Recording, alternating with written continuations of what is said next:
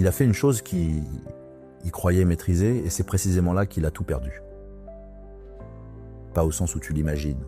Je suis pas là pour te promettre qu'il souffrira, qu'il regrettera, qu'il paiera. Personne ne peut te dire ça, et de toute façon, c'est pas ça qui devrait t'intéresser. Non. Ce dont je veux te parler aujourd'hui est bien plus concret et bien plus utile pour toi. Parce qu'il y a quelque chose que presque personne ne comprend sur ce type de relation. Ce qui te retenait pendant tous ces mois, c'était pas ce que tu croyais. Tu pensais que c'était l'amour. Que si tu restais malgré la distance, malgré les allers-retours, malgré ce sentiment permanent de ne jamais savoir où tu en étais, c'était parce que tu tenais trop à lui. Et c'était pas ça. C'était autre chose. Quelque chose de bien plus mécanique, de bien plus précis, qui te tenait accroché sans que tu le vois. Et voilà pourquoi sa trahison est son erreur. Parce que le jour où il a franchi cette ligne, il a détruit, sans le comprendre, la seule chose qui te maintenait là. Il a supprimé lui-même ce qui faisait tourner tout le système. Il croyait prendre quelque chose. En réalité, il venait de te rendre quelque chose et de perdre définitivement ce qu'il croyait pouvoir garder sans effort. On va comprendre exactement comment ça fonctionne, ce qui te retenait vraiment et qui n'était pas l'amour. Pourquoi le flou lui était si utile sans même qu'il le calcule. Ce que sa trahison a détruit qu'il ne pourra jamais reconstruire. Et surtout, ce que tout ça libère en toi. Premier point, ce qui te retenait vraiment, et c'était pas l'amour. Commençons par la question de départ. Celle qu'il faut poser franchement, avant tout le reste. Qu'est-ce qui te retenait exactement ? La réponse évidente, celle que tout le monde donne, c'est l'amour. Tu restais parce que tu l'aimais. Et il faut examiner cette réponse de près, parce qu'elle a l'air de tout expliquer, alors qu'elle n'explique rien. Regarde. Beaucoup de gens aiment et partent quand même. Beaucoup de gens quittent quelqu'un pour qui ils éprouvent encore énormément. L'amour, à lui seul, ne suffit donc pas à expliquer pourquoi on reste. Si l'amour était la cause de ton immobilité, alors toutes les personnes qui aiment seraient incapables de partir. Et ce n'est manifestement pas le cas. Il y avait donc autre chose, quelque chose de plus contraignant que le sentiment. Alors cherchons ce que c'était, et pour le trouver, il faut regarder non pas ce que tu ressentais, mais ce que tu faisais concrètement, jour après jour. Que faisais-tu dans cette relation ? Tu attendais un message qui tardait, tu attendais de savoir si tu comptais, tu attendais qu'il se décide, qu'il clarifie, qu'il dise enfin quelque chose de net. Ta vie dans cette relation était une longue attente, ponctuée de brefs moments où l'attente cessait. Et c'est ça l'indice. C'est pas une vie de personnes comblées, c'est une vie de personnes suspendues. Il faut comprendre ce que veut dire suspendu parce que c'est le mot juste. Tu étais suspendu à une question restée ouverte. Est-ce qu'il tient à moi ? Est-ce que ça va marcher ? Est-ce que je compte vraiment ? Cette question ne recevait jamais de réponse définitive. Ni oui franc, ni non franc. Elle restait ouverte, indéfiniment. Et tant qu'une question reste ouverte, l'esprit ne peut pas la lâcher. C'est une propriété de l'esprit humain, pas un défaut de ton caractère. On oublie facilement ce qui est conclu. On ne peut pas oublier ce qui est en suspens. Souviens-toi de ce qu'on a établi sur le fonctionnement anxieux. Ce système ne supporte pas l'incertitude. Le flou, pour lui, est plus insupportable que la mauvaise nouvelle. Et il faut en tirer la conséquence logique, celle que presque personne ne formule.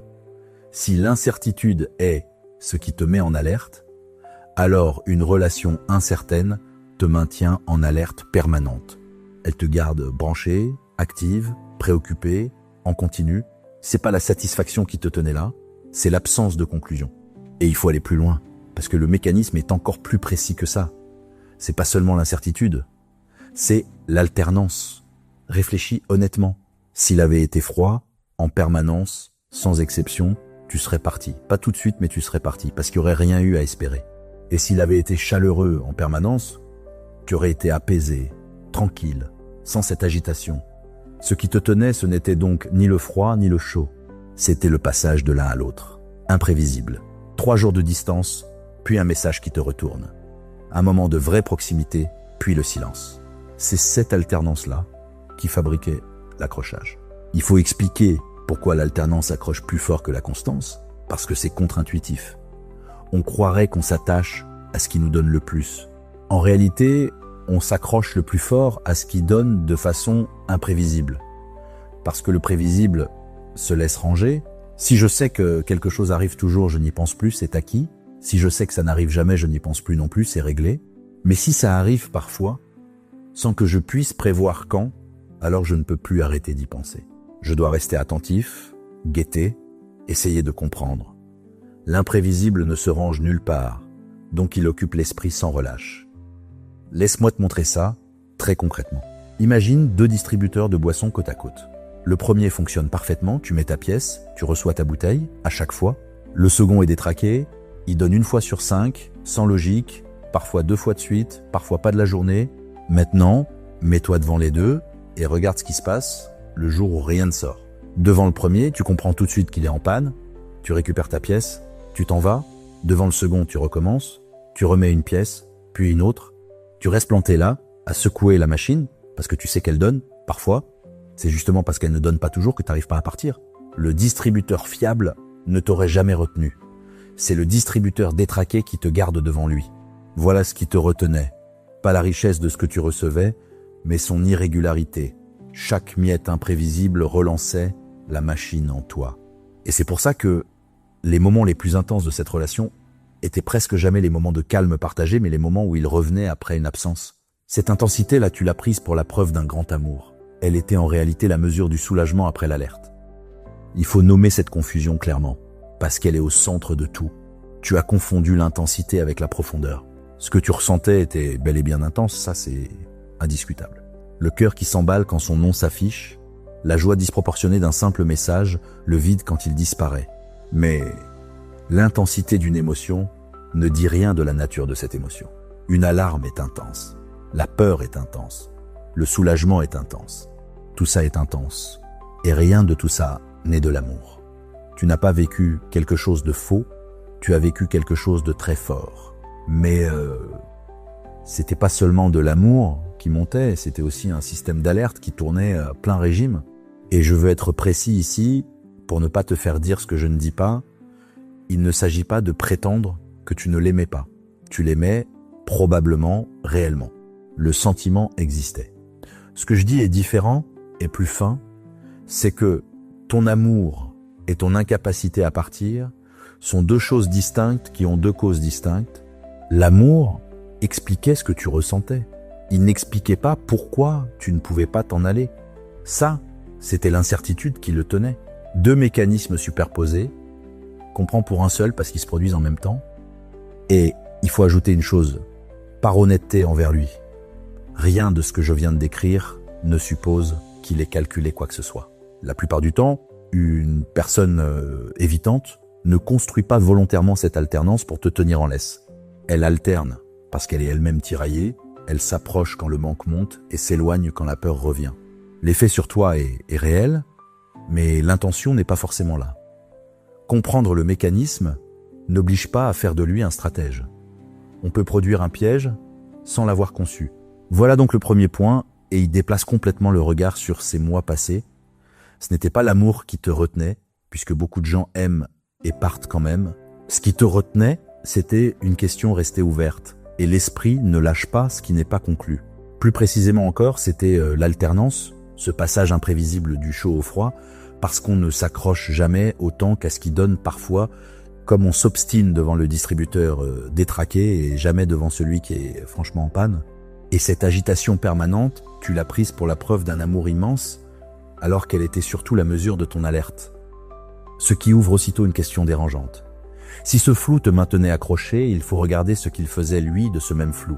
Parce que cette ambiguïté qui t'épuisait ne le gênait pas du tout, elle lui rendait même un service très précis, qu'il n'a probablement jamais formulé. Deuxième point.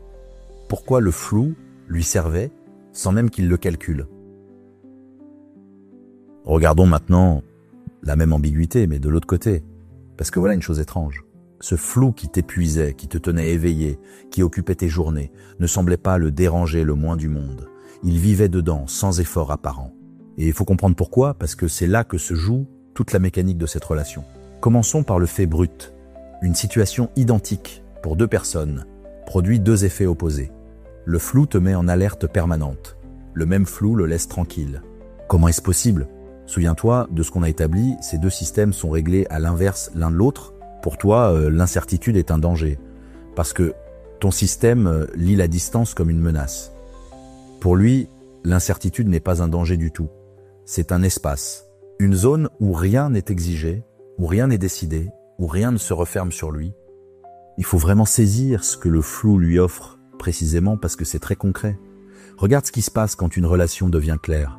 Si elle devient clairement un engagement, il doit assumer une proximité qui l'angoisse, des attentes auxquelles il ne sait pas répondre, une place définie dont il ne peut plus sortir librement.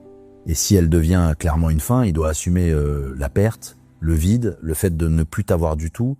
Les deux clartés lui coûtent quelque chose. La clarté, quelle qu'elle soit, l'oblige à quelque chose. Et c'est ici qu'on comprend la fonction du flou.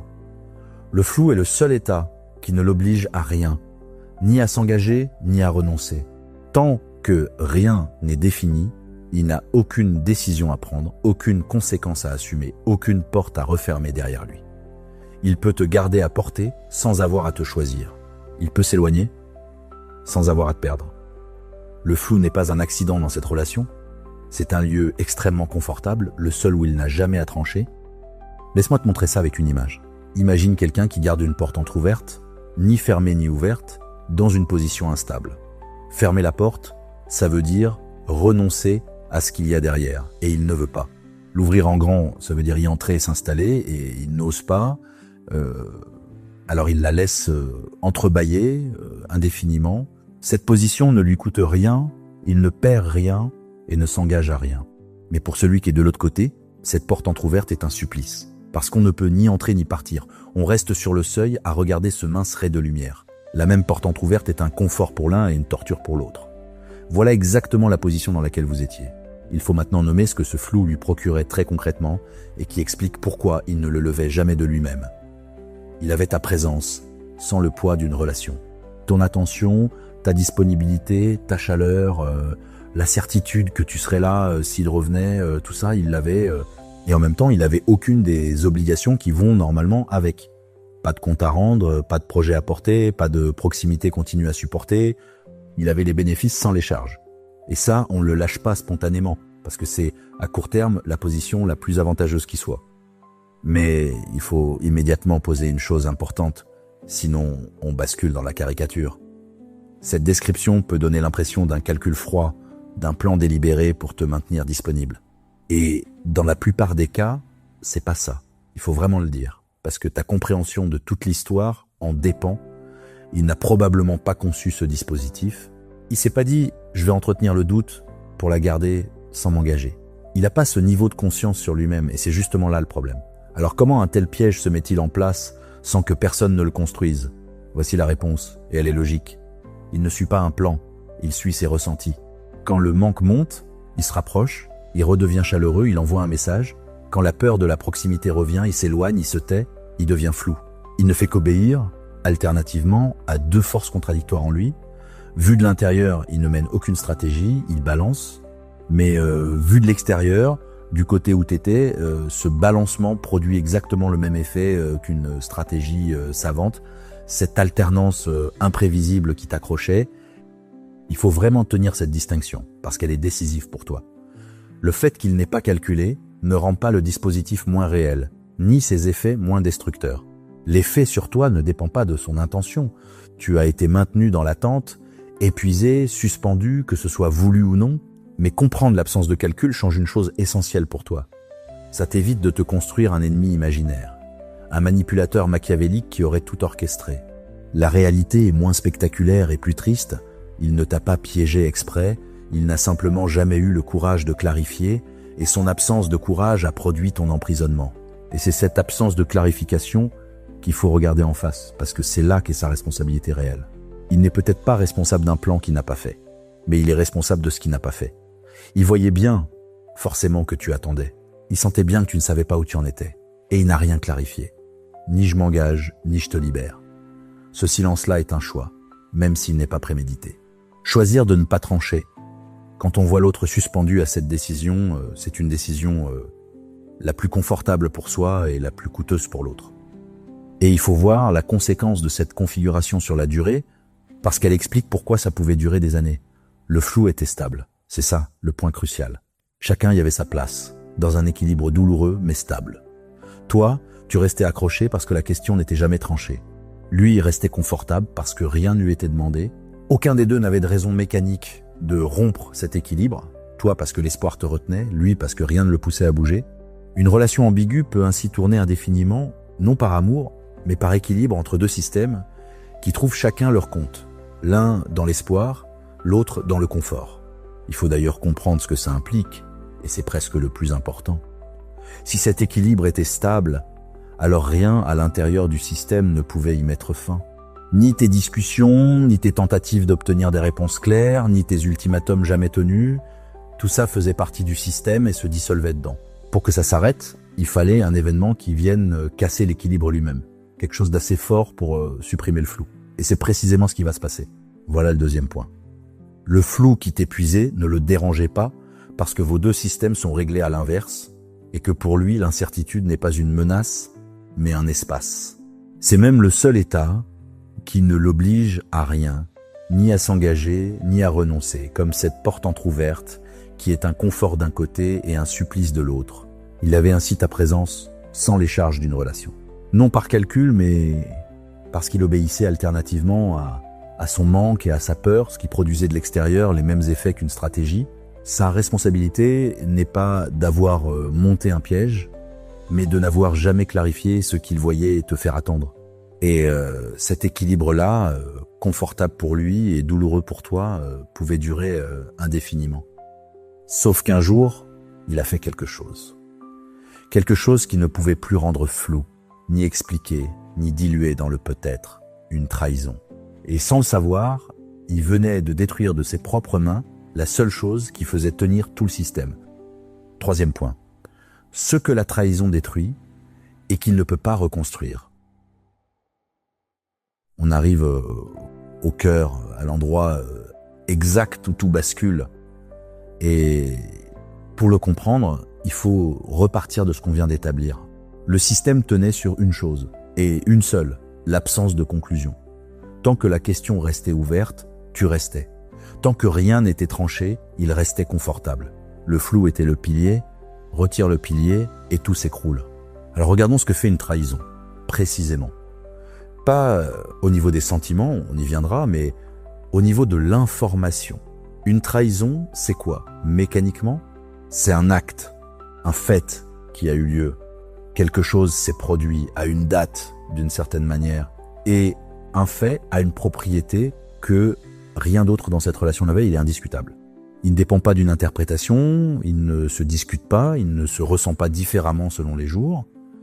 Il est là, ou il n'est pas là, et celui-là, il est là. Il faut comparer ça avec tout ce qui composait la relation jusque-là, parce que la différence est totale. Un message qui tarde, ça s'interprète. Il est peut-être débordé. Une froideur, ça s'interprète. Il traverse peut-être une mauvaise passe. Une absence de projet, ça s'interprète. Il a peut-être besoin de temps. Tout ce que tu recevais de lui était par nature interprétable, et c'est exactement pour ça que l'espoir pouvait s'y loger. Ton esprit pouvait toujours trouver, dans chaque signe ambigu, une lecture qui préservait le peut-être. Le flou est un matériau souple, on peut lui donner la forme qu'on veut. Mais une trahison n'est pas souple, voilà toute la différence. Elle n'a pas de deuxième lecture qui te sauve. Tu peux essayer d'ailleurs. Tu vas probablement essayer au début parce que ton esprit est entraîné à ça depuis des mois. Tu vas chercher l'angle, l'explication, la circonstance atténuante et tu ne le trouveras pas ou pas assez. Parce que c'est plus un signe à décoder, c'est un acte à constater.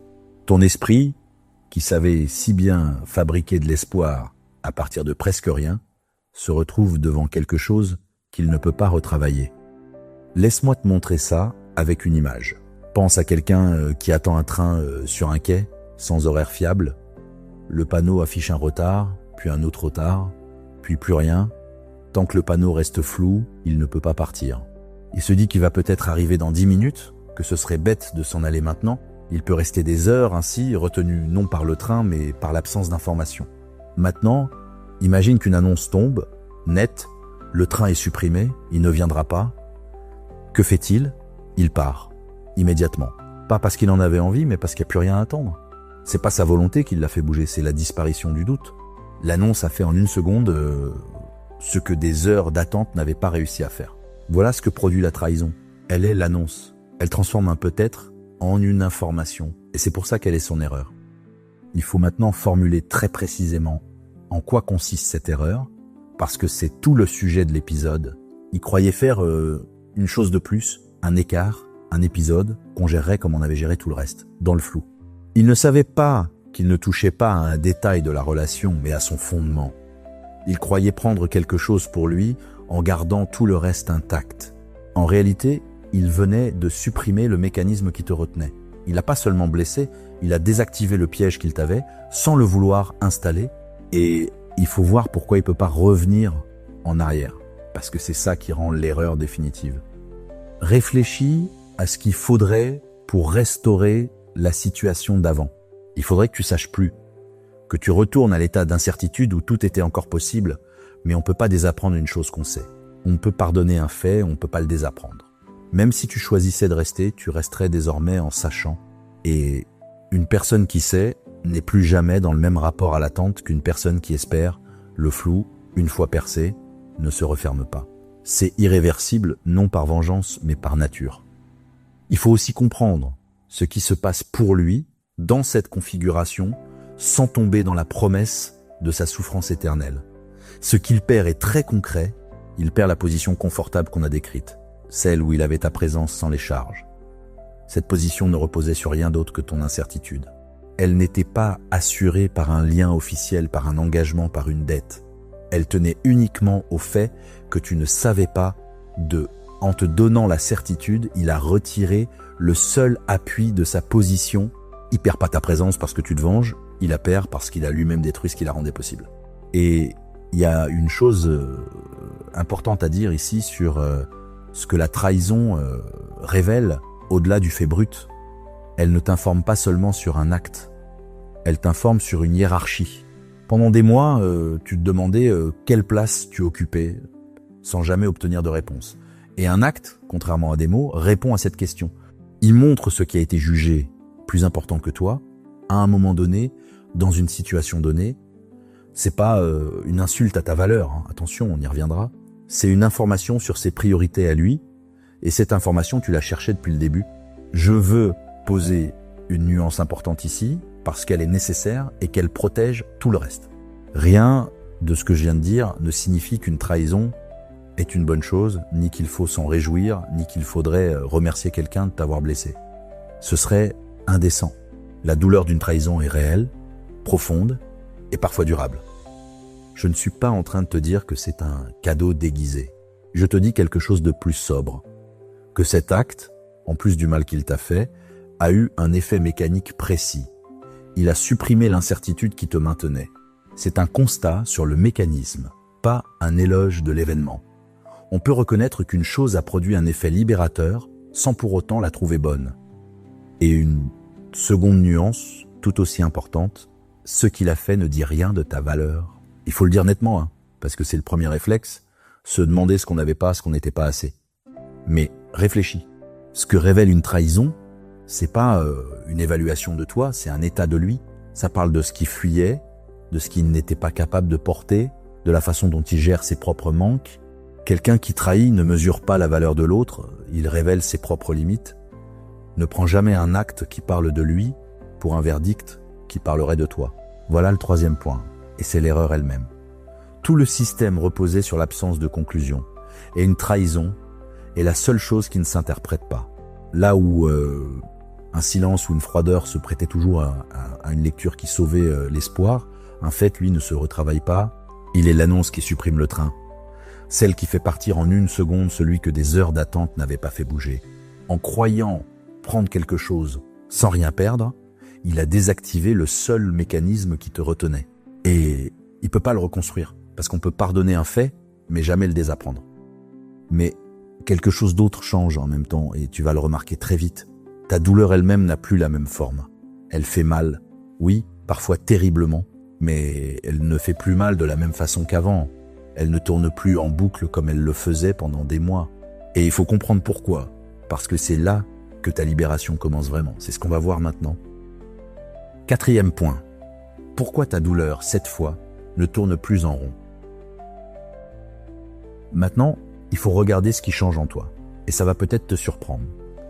Parce que la trahison fait mal, souvent plus que tout ce qui a précédé, mais si tu observes bien, tu vas remarquer une chose étrange. Cette douleur-là n'a pas la même forme que celle d'avant. Elle est peut-être plus vive, mais elle ne fonctionne plus de la même manière. Et il faut comprendre pourquoi, parce que c'est exactement là que ta libération commence.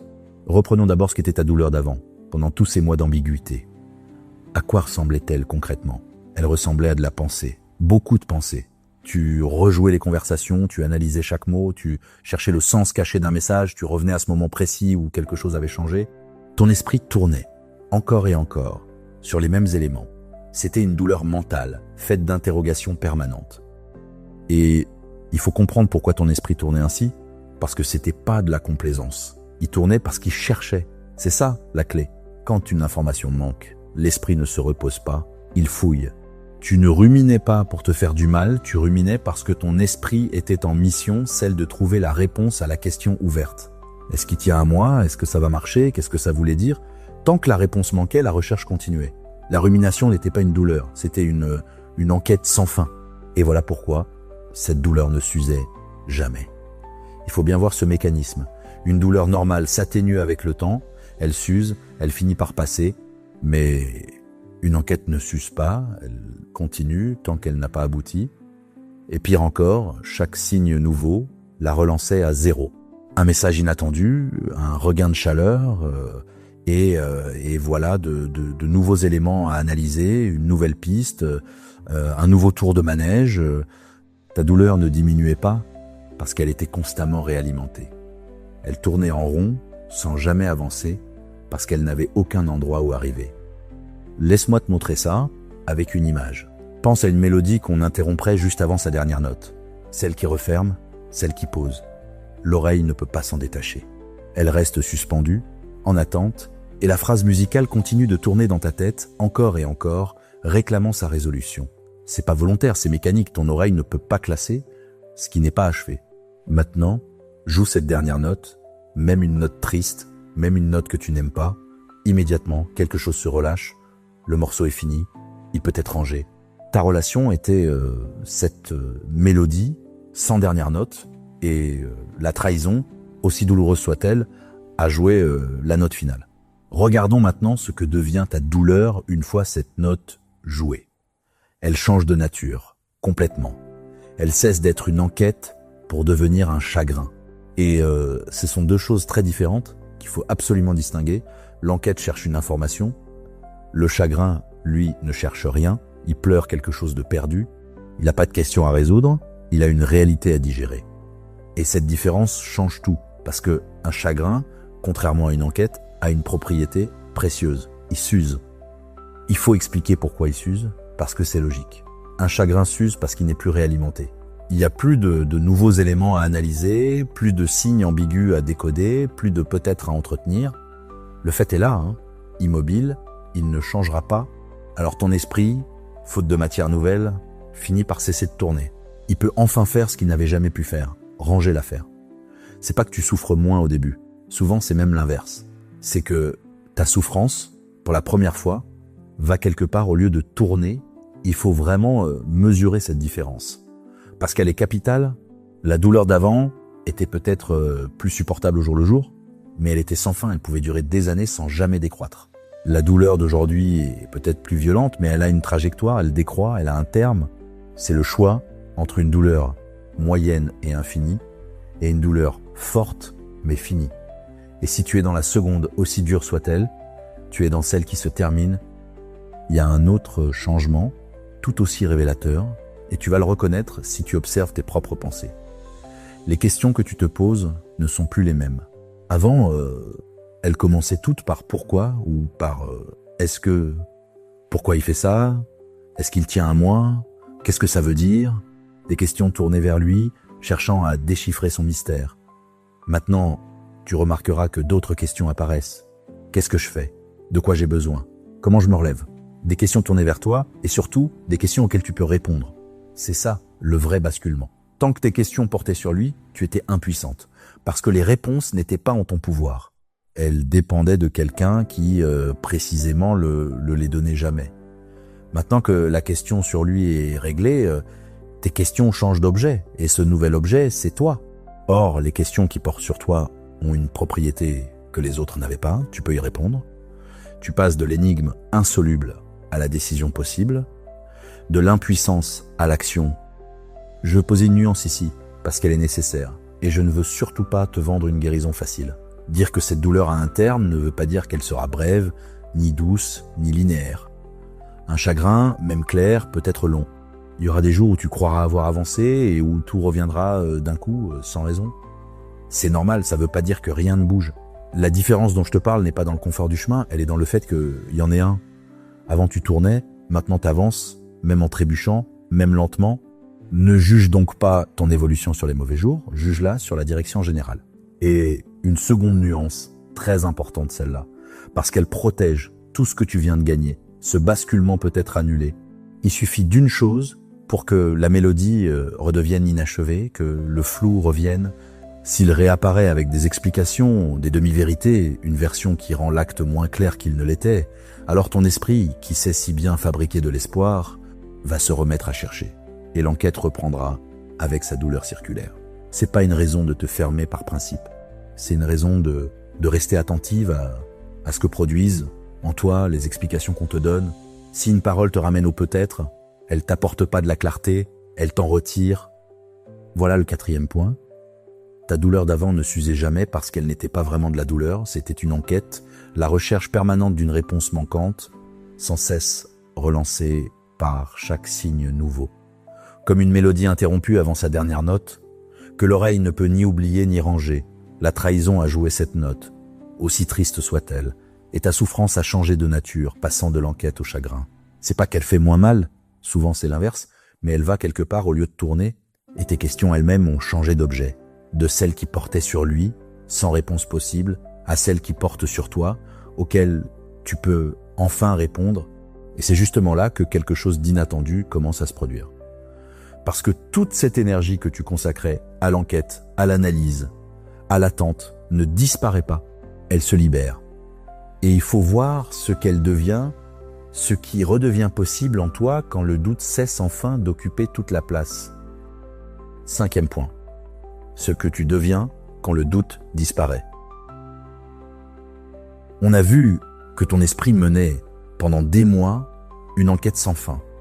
Il faut maintenant regarder ce que cette enquête te coûtait. Et surtout, ce qui se produit quand elle s'arrête. Parce que quelque chose se libère. Et c'est bien plus important qu'on ne l'imagine. Commençons par mesurer le coût réel de cette période. On croit souvent qu'une relation difficile coûte du temps, des soirées gâchées, des semaines perdues. Mais ce n'est pas le principal. Le vrai coût est ailleurs. Et il est bien plus lourd. Une question ouverte ne consomme pas des heures, elle consomme de l'attention continue. C'est pas que tu pensais à lui de temps en temps, c'est qu'une partie de ton esprit restait branchée sur cette question en permanence, même quand tu faisais toute autre chose. Il faut bien voir la différence, parce qu'elle est décisive. Une activité qui prend du temps, on peut la poser. On travaille, puis on arrête, et l'esprit se libère. Mais une question non résolue ne se pose jamais. Elle tourne pendant que tu manges, pendant que tu travailles, pendant que tu parles avec quelqu'un d'autre. Elle est là quand tu te couches, et elle est déjà là quand tu ouvres les yeux. Elle ne t'a pas pris des heures, elle t'a pris une part constante de toi-même, prélevée sur tout le reste. Laisse-moi te montrer ça avec une image. Pense à un téléphone dont la batterie se vide anormalement vite, alors que tu ne t'en sers presque pas, tu ne comprends pas, tu ne fais rien de spécial dessus. Puis tu regardes de plus près, et tu découvres qu'une application tourne en arrière-plan, en continu, depuis des semaines. Elle ne s'affiche jamais à l'écran. Tu ne la vois pas, mais elle consomme sans arrêt. Voilà pourquoi tout le reste ramait, pourquoi tout semblait plus lent, pourquoi il n'y avait jamais assez d'énergie pour le reste. Cette question ouverte tournait ainsi en toi, invisible, jamais au premier plan, mais active à chaque instant, prélevant sa part sur tout ce que tu faisais d'autre. Et c'est pour ça que tu te sentais si fatigué sans savoir pourquoi. Souviens-toi de cette fatigue étrange de cette période, celle qu'aucune nuit de sommeil ne réparait vraiment. Tu comprenais pas d'où elle venait, tu n'avais rien fait d'épuisant. Mais tu portais, en continu, une charge invisible. Le corps ne distingue pas l'effort visible de l'effort mental permanent. Tu étais épuisé non par ce que tu faisais, mais par ce qui tournait en toi sans jamais s'arrêter. Maintenant, regardons ce qui se passe quand la question se referme. l'application s'éteint. Et il faut être honnête sur ce qui arrive en premier, parce que c'est pas immédiatement agréable. Ce que tu ressens d'abord, c'est pas une énergie retrouvée, c'est souvent un grand vide et parfois un effondrement de fatigue. C'est normal, et il faut le dire, sinon tu croirais que quelque chose ne va pas. Quand une tension permanente cesse, le corps relâche, tout d'un coup. Et ce relâchement ressemble d'abord à de l'épuisement. Ce n'est pas un recul, c'est ce qui précède la récupération. Puis, progressivement, tu remarques des choses. Et ce sont des choses très concrètes, pas des impressions vagues. Tu recommences à suivre un film sans que ton esprit décroche. Au bout de 10 minutes, tu tiens une conversation entière avec quelqu'un sans qu'une part de toi surveille ton téléphone. Tu retrouves des goûts que tu croyais avoir perdus, l'envie de sortir, de faire quelque chose, de t'intéresser à autre chose. Rien de spectaculaire. Simplement, la place que la question occupait redevient disponible. Et elle se remplit d'autre chose. Il faut comprendre pourquoi c'est plus profond qu'un simple regain d'énergie. Cette question ouverte ne prenait pas seulement de la place. Elle occupait le centre. Tout le reste de ta vie s'organisait autour d'elle, en périphérie. Tes projets attendaient de savoir. Tes décisions dépendaient de ce que ça deviendrait. Une part de ton avenir était en suspens, conditionnée à une réponse qui ne venait jamais. Quand la question se referme, c'est pas seulement de l'énergie qui revient, c'est le centre qui redevient libre. Et il faut bien voir ce que ça implique. Quelque chose doit reprendre cette place centrale. La bonne nouvelle, c'est que cette fois, tu peux choisir quoi. Il faut maintenant parler d'un second changement, plus subtil et plus important encore. Quelque chose se répare entre ce que tu sais et ce que tu fais. Parce qu'il faut être honnête, tu savais déjà beaucoup de choses avant, tu voyais bien que ça allait pas, tu l'avais compris depuis longtemps, mais ce savoir ne se transformait jamais en acte. Et il faut comprendre pourquoi, parce que la raison n'est pas celle qu'on croit. C'est pas que ta lucidité était faible, c'est que le doute lui opposait en permanence une contre-vérité. Tu savais, puis un message arrivait et le peut-être venait annuler ce que tu savais. Ta lucidité était constamment désactivée par l'espoir qu'on réinjectait. C'est ça le vrai piège de l'ambiguïté, et il faut le nommer clairement. Elle ne t'empêchait pas de voir. Elle empêchait ce que tu voyais de devenir une conclusion. Tu accumulais les constats sans jamais pouvoir en tirer une décision, parce qu'à chaque fois qu'une décision approchait, un nouveau signe brouillait tout. Tu étais lucide et paralysé en même temps, et c'était pas contradictoire, c'était la conséquence directe du flou. Maintenant que la certitude est là, ce court-circuit disparaît. Ce que tu sais n'est plus contredit chaque semaine. Et pour la première fois, savoir et agir peuvent se rejoindre. Tu ne fais pas que comprendre, tu commences à en tirer les conséquences. C'est là que ta lucidité cesse d'être un savoir douloureux pour devenir une force qui te déplace. Elle était déjà là, elle n'avait simplement jamais pu aboutir à quoi que ce soit. Je veux poser une nuance ici, parce qu'elle est nécessaire.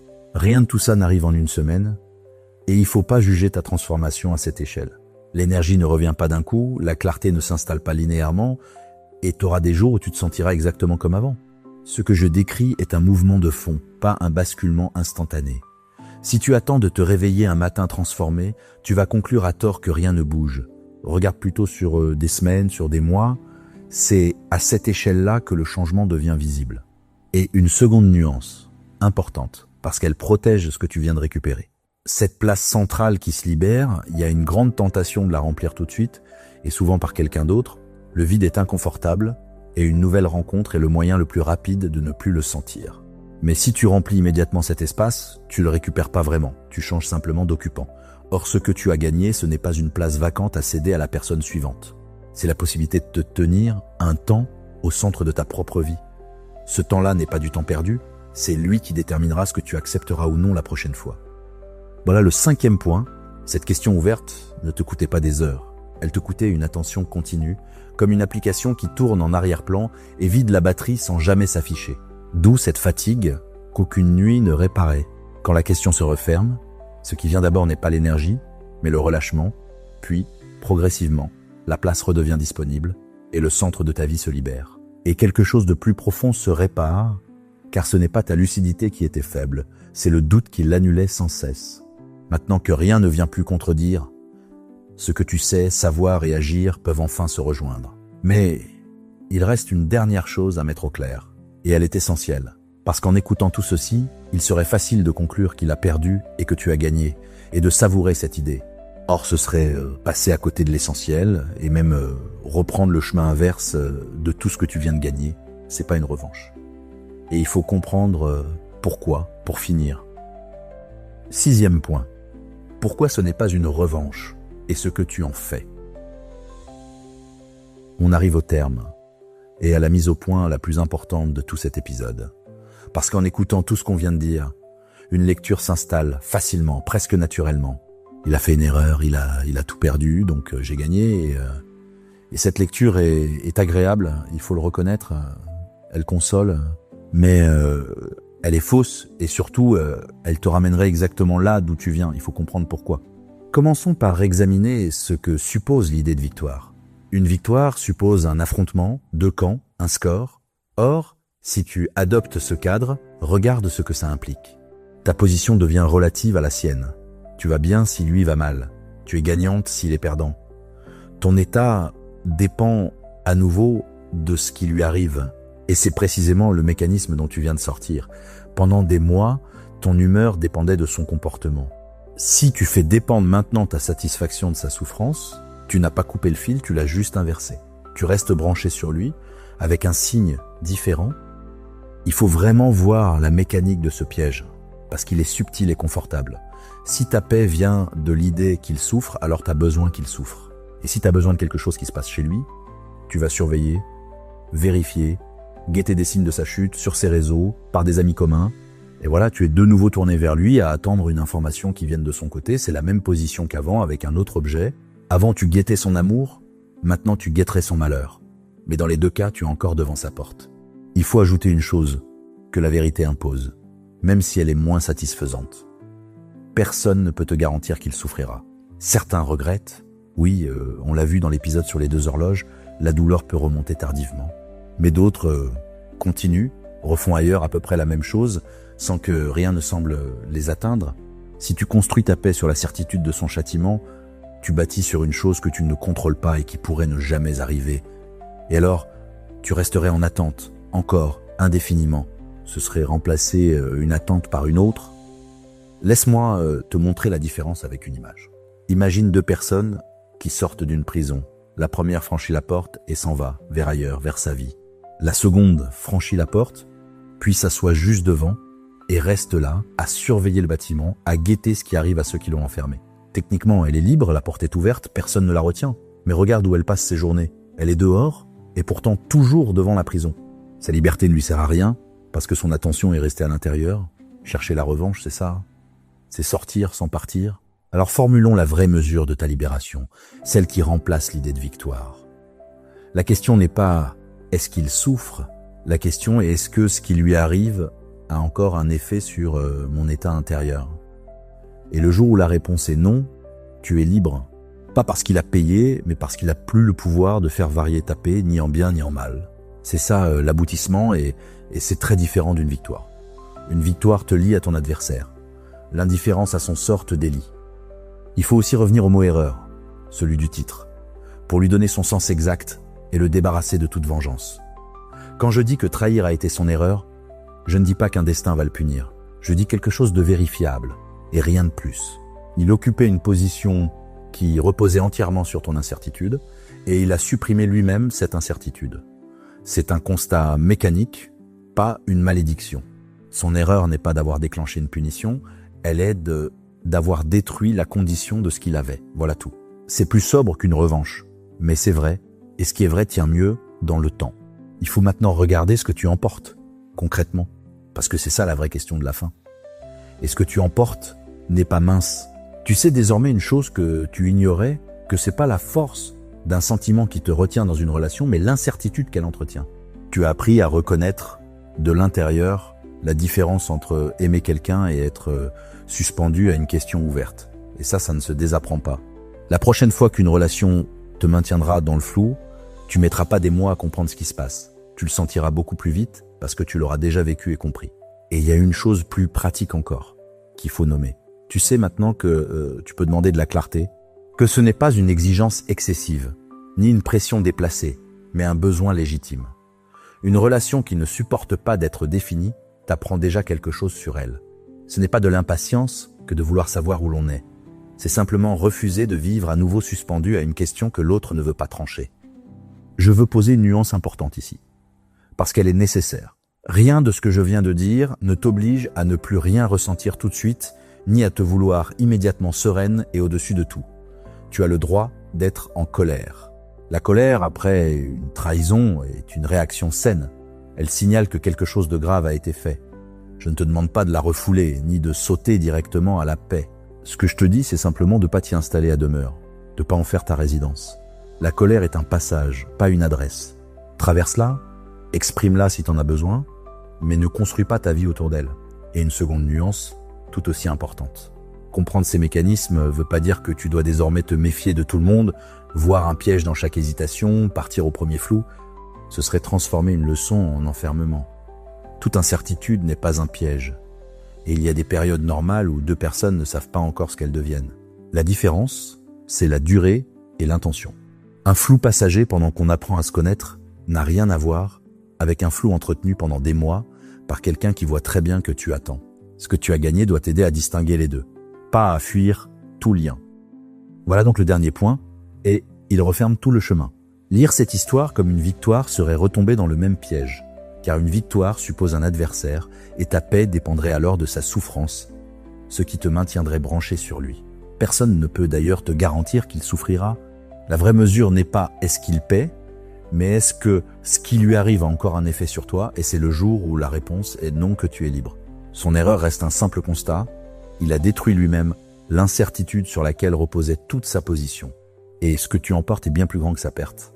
La capacité de reconnaître désormais ce qui te retient vraiment. Alors si tu écoutes ceci alors que la blessure est encore fraîche, retiens simplement ceci. Tu n'es pas resté si longtemps parce que tu étais faible ou aveugle. Tu es resté parce qu'une question restait ouverte et qu'aucun esprit humain ne lâche ce qui n'est pas conclu. Aujourd'hui, elle est conclue. La réponse est douloureuse, mais elle est enfin là, et c'est elle qui te rend ton mouvement. Ce que tu fais maintenant ne dépend plus de lui, ni de ce qu'il comprendra, ni de ce qu'il deviendra. Ça ne dépend plus que de toi. Et c'est précisément ce que tu attendais depuis le début sans le savoir. Si ce chemin t'a parlé, tu peux laisser un mot en commentaire, simplement celui-ci, je sais, enfin. Et merci d'être resté jusqu'à la fin.